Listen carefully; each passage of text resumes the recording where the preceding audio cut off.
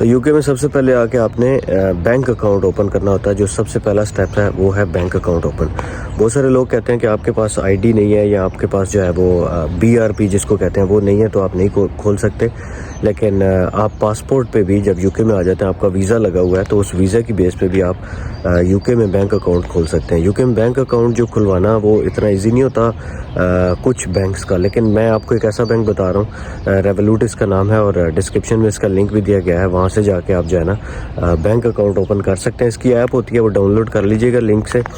और इसमें ये है कि जो भी आपको बेसिक वो चीज़ें पूछेंगे वो आपने उसमें चीज़ें अपना फिल करना है, एड्रेस फिल करना है। और जब आपसे वो प्रूफ ऑफ आइडेंटिटी या पूछेंगे कि आप किस मुल्क में हैं, तो आपने यूके का बताना है। और फिर आपने जो आपका पासपोर्ट के ऊपर जो वीज़ा लगा हुआ है उसकी पिक्चर भी आपको वो मांगते हैं, तो फिर आपने वो पिक्चर भी उनके साथ शेयर कर देनी है, तो आपका जनाब बैंक अकाउंट ओपन हो जाएगा। ये बैंक अकाउंट ओपन जब आपका हो जाएगा तो आपने इसमें दो किस्म के कार्ड्स होते हैं, एक होता है फिजिकल कार्ड और एक होता है दूसरा वर्चुअल कार्ड। तो आपने फिजिकल कार्ड ऑर्डर करना है, क्योंकि फिजिकल कार्ड जब तक आपका नहीं आएगा आप बहुत सारी जगहों पे इसको यूज़ नहीं कर सकते इस बैंक अकाउंट का। और इसमें जो पैसे आपने डिपॉजिट कराने हैं, जो पाउंड आप अपने साथ लेके आए हैं, वो किस तरह डिपॉजिट होंगे, वो भी डिपॉजिट करने के लिए आपके पास फिजिकल कार्ड होना चाहिए। वो फिजिकल कार्ड लेके आप पोस्ट ऑफिस में जाएंगे तो वहाँ से आपके बैंक अकाउंट के अंदर पैसे डिपॉजिट हो जाएंगे।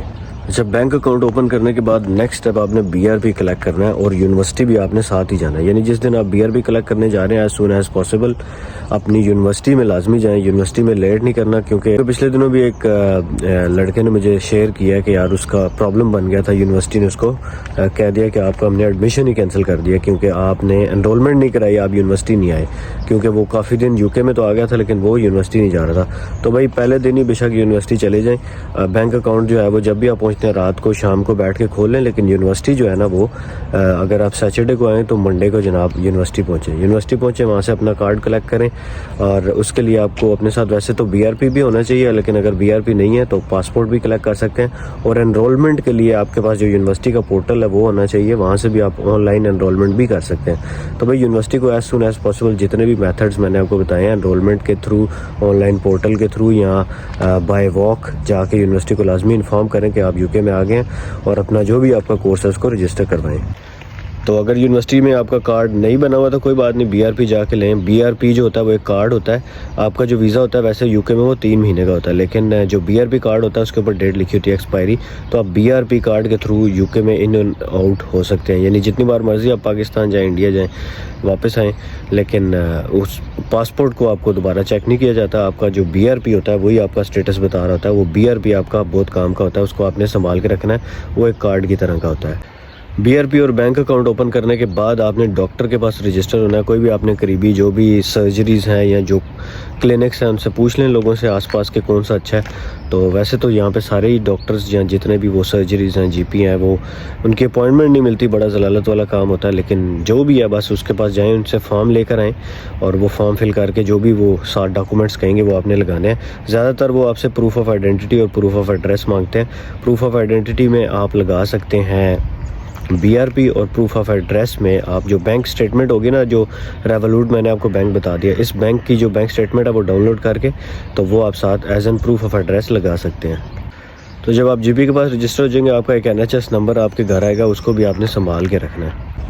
इसके बाद नेक्स्ट स्टेप आपने ये करना है कि NI नेशनल इंश्योरेंस के लिए अप्लाई करना है। नेशनल इंश्योरेंस एक ख़ास नंबर होता है जिसके थ्रू आपका टैक्स और जो सैलरी वगैरह होती है वो उसके थ्रू आती है। अगर आप कोई जॉब भी करना चाहते हैं, मोस्टली जॉब्स में आपसे नेशनल इंश्योरेंस नंबर मांगते हैं। तो नेशनल इंश्योरेंस नंबर अप्लाई करने के लिए आपने गूगल में जाकर सिंपल करें कि apply for national insurance number, और उसमें वहाँ पे जितनी भी डिटेल्स आती हैं उन डिटेल्स को फिल करेंगे तो आपका फिल हो जाएगा और आपको एक मेल आ जाएगी और एक रेफरेंस नंबर आ जाएगा। ये बात याद रखें, बहुत सारे लोग कहते हैं कि आप जॉब नहीं कर सकते जब तक आपका नेशनल इंश्योरेंस नंबर नहीं आता।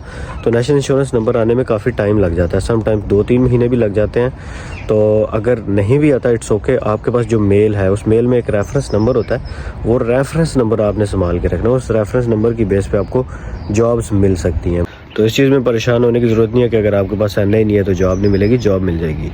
तो ये सारी चीज़ें करने के बाद आपने जॉब्स के लिए अप्लाई करना शुरू कर देना। जॉब्स के लिए अप्लाई के लिए ऑनलाइन भी अप्लाई कर सकते हैं, डिफरेंट शॉप्स में जाके बाय वॉक भी कर सकते हैं। अपने पास हार्ड कॉपी ऑफ सीवी भी रखें, समटाइम्स हार्ड कॉपी भी मांगते हैं, और सीवी जनरल सी बना लें बस। उसमें कोई इतना वो लिखने की ज़रूरत नहीं है कि आप इंजीनियर हैं, या अगर आप क्योंकि और जॉब सर्च कर रहे हैं तो उसमें बस आपका कॉन्टैक्ट नंबर, नेम, एड्रेस और छोटी मोटी जो आपके अंदर स्किल्स हैं वो लिखनी चाहिए। इंग्लिश कैसी आती है आपको, ये वो आपने कंप्यूटर स्किल्स या जो भी किचन स्किल्स हैं, तो इस तरह की चीज़ें आपने लिखनी है, ठीक है, क्योंकि आप और जॉब सर्च कर रहे हैं। हाँ, अगर आपने अपनी फील्ड की जॉब सर्च करनी है तो लिंक्डइन के थ्रू सर्च करें, इंडीड के थ्रू सर्च करें, या सीवी लाइब्रेरी भी एक अच्छी वेबसाइट है, उसके थ्रू भी कर सकते हैं। उसके बाद फिर कुछ और बैंक अकाउंट्स भी आप खोल सकते हैं। जब आपके पास प्रूफ ऑफ एड्रेस और सारी चीज़ें पूरी हो जाएंगी तो उसके बाद आप और भी काफ़ी सारे बैंक्स हैं, उन बैंक्स में से कोई बैंक ओपन कर सकते हैं, आपकी मर्ज़ी है।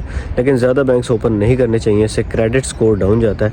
क्रेडिट स्कोर डाउन जाने से आपको लोन मिलने के जो चांसेस होते हैं वो कम होते हैं। मोबाइल या इस तरह की जो भी आप चीज़ें इंस्टॉलमेंट पे लेते हैं तो उन पे भी इफेक्ट आता है। तो अगर आप यूके में हैं तो लिंक पे जाके जाएं, वहाँ से रेवोलूट को अभी डाउनलोड कर लें, क्योंकि आपके रेवोलूट को डाउनलोड करने से आपके भाई को 50 पाउंड मिलेंगे।